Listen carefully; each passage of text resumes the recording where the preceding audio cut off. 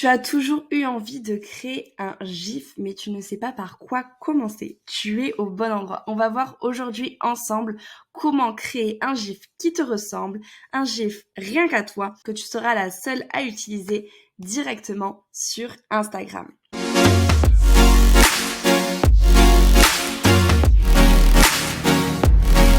Du coup, on se retrouve sur l'interface de Canva pour venir en fait tout simplement créer ton GIF qu'ensuite tu viendras importer sur Instagram. Pour commencer, tu vas tout simplement venir créer un nouveau design. Au niveau du format du design, je te conseille de créer un design format story, donc 1080 par 1920 pixels.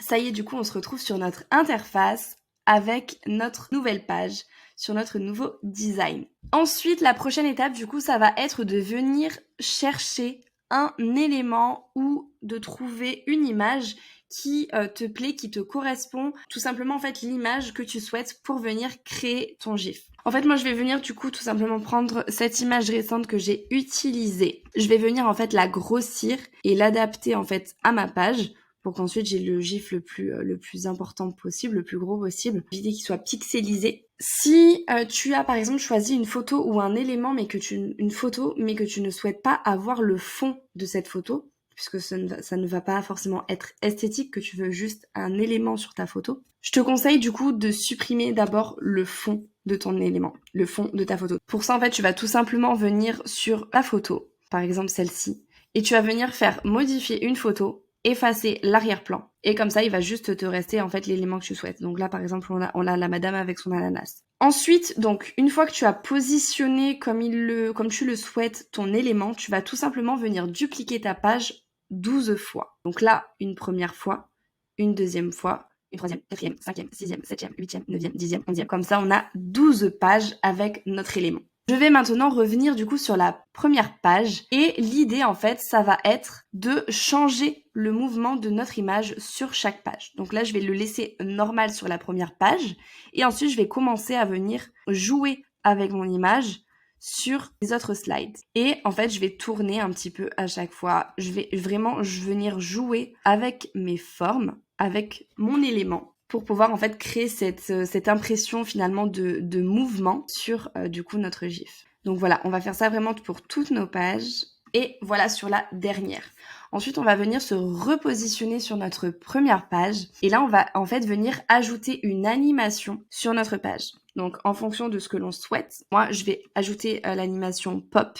Et en fait, je vais venir modifier la durée, modifier le timing pour en fait faire en sorte que le GIF, forcément, ça passe hyper rapidement. Un GIF, ça tourne en boucle. Et l'idée, voilà, c'est pas que le changement de position dure très longtemps. Donc, du coup, je vais venir mettre à 0,1 secondes. Et ce que je vais faire, c'est que je vais venir appliquer ce réglage à toutes les pages. Du coup, ça y est, j'ai appliqué mon réglage là à toutes les pages. La prochaine étape, ça va tout simplement être de venir télécharger mon document. Donc je vais bien sélectionner le format GIF pour mon téléchargement et je vais cliquer sur télécharger. En parallèle, pendant le téléchargement, je vais venir ouvrir le site Unscreen qui va me permettre en fait d'enlever le fond de mon visuel. Comme on peut le voir là sur notre document actuellement, en fait on a un fond blanc. Sauf que le fond blanc, on ne peut pas l'enlever quand on télécharge notre document au format GIF. Pour ça, j'utilise le site Unscreen qui va me permettre d'enlever le fond de mon GIF. Je vais tout simplement venir importer mon GIF que je viens de télécharger. Je vais cliquer sur ouvrir.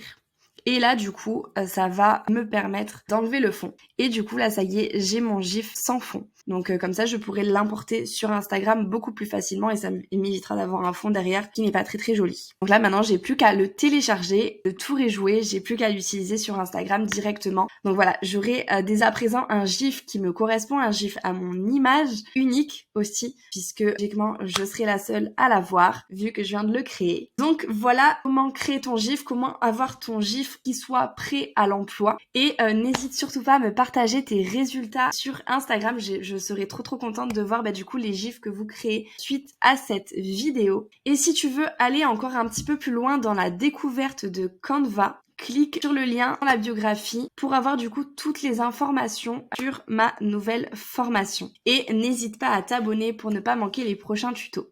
Je te dis à la semaine prochaine.